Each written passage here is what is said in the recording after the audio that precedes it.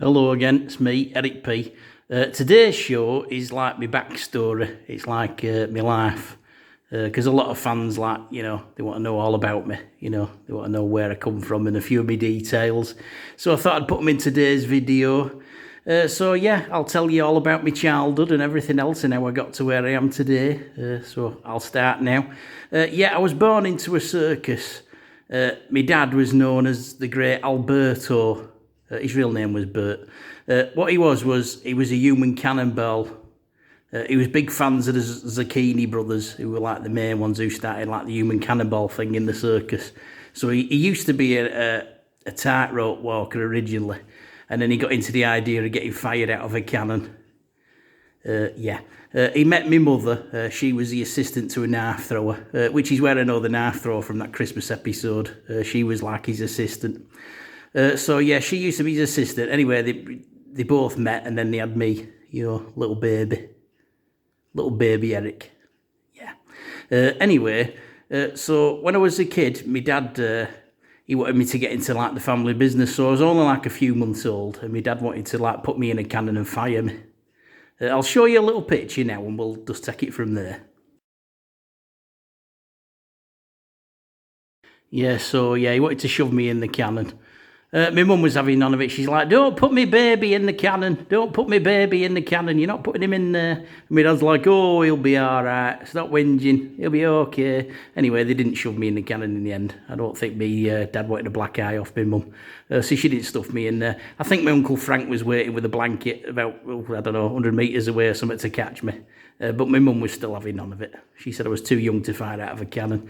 Anyway, later on, I still didn't really fancy getting jammed in a cannon, so it really wasn't the career for me, so to speak.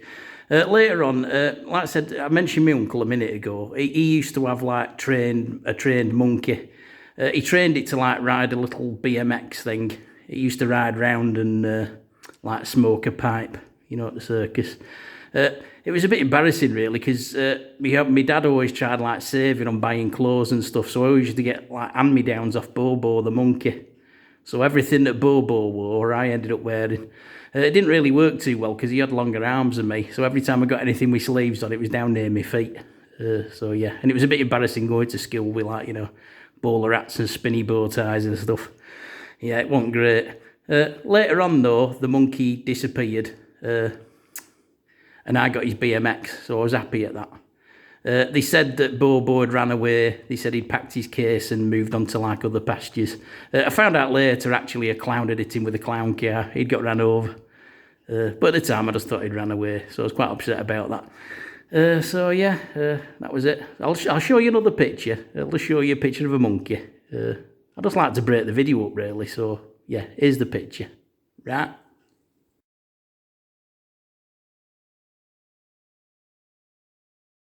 Yeah, that wasn't Bobo. That was just a random monkey that I've got a picture of. It did look very like him, though. I'll show you one more picture, and then I'll tell you all about how my father died. A little bit grim, this bit, but yeah, I'll show you a quick picture first. Right, here it is.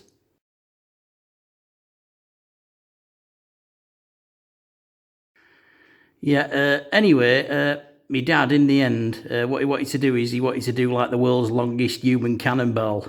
So he got in this huge cannon and he absolutely stuffed it full of gunpowder. He got in the end of it and he just heard blam, and we never did see him again. We don't know how far he travelled. Quite a few people thought it was an insurance job. They thought he had like a hidden net in the forest somewhere and he'd organised to run off with another woman. I don't know whether that's true or not. We just considered him as dead after that, really. It was very upsetting. After that, my mother started going out with a rubber man. We didn't really get on, so I decided it was time to leave the circus. So I thought, I want to be a star, be a big celebrity. So I thought I'll go away and make a name for myself, So I went and chased the bright light, so to speak. So we ended up moving to Eccles. Not the best choice, really. It's not really like Las Vegas or Hollywood or anything like that. There's not a lot going on in Eccles. I did get a few parts as an extra in a few programmes. There's one incident where I chucked a dart and it ended up sticking an actor's leg and he ended up with a blood clot and he had to stop filming. And yeah, I never got much acting work after that, really. Yeah, so that was pretty much the end of my acting career. Anyway, I started doing this, and I think you'll all agree I'm pretty good at it. You know, a lot of people like me. I'm very likeable, really. So yeah, that's just a quick background story, just in case you were wondering a bit more, you know, about my history and what went on. So yeah. Right, thanks for watching. Don't forget to subscribe if you can. Every little subscription helps. If you can press the notification bell and maybe leave a few comments to sort of liven up the you know, the old comment section. You know, just put a few funny comments down. I'd appreciate it. Right, I shall see you later. Bye. Oh, yeah, and I nearly forgot to mention there, I'm going to be doing a Halloween special, so keep your eyes peeled for that one. Should be a good one. So, right, I'll say bye again. Here we go. Bye. Right, I said it again. Right, see you later. Yep.